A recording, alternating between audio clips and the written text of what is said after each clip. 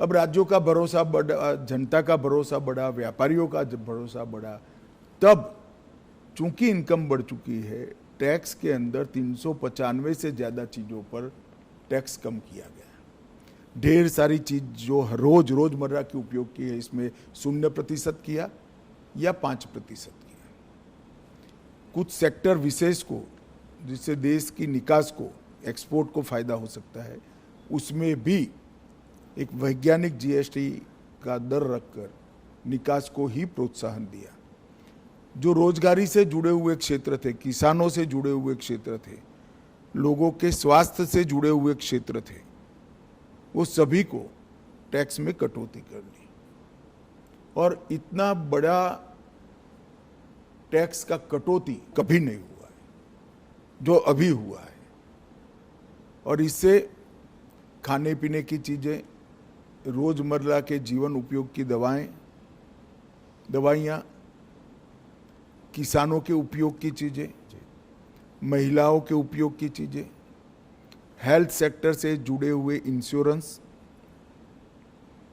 अब व्हीकल एक प्रकार से रिक्वायरमेंट बन चुका है, चाहे 2 व्हीलर हो चाहे 4 व्हीलर हो, वो सभी में टैक्स की कटौती हुई। ढेर सारी चीजों में इस जीएसटी रिफॉर्म से फायदा होने वाला है।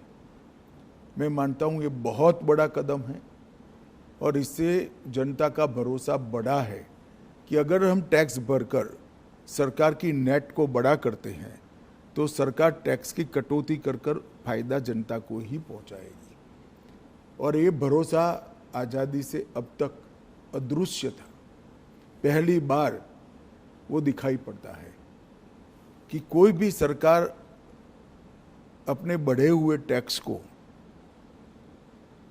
ये कहकर प्रोत्साहित करेगी कि भाई आप टैक्स भर रहे हो तो अब हम टैक्स कम करेंगे, तो ज़्यादा से ज़्यादा लोग टैक्स की नेट में भी आएंगे। मुझे विश्वास है इनकम भी कम नहीं होगी, इन्वेस्टमेंट बढ़ेगा, बाजार में एक प्रकार से तेजी भी आएगी और लोगों को सस्ता भी मिलेगा और यहाँ उत्पादन की गतिविधियाँ भी बढ़ेगी और देश की निकास भी बढ़ेगी। एक तो मल्टी डायमेंशनल,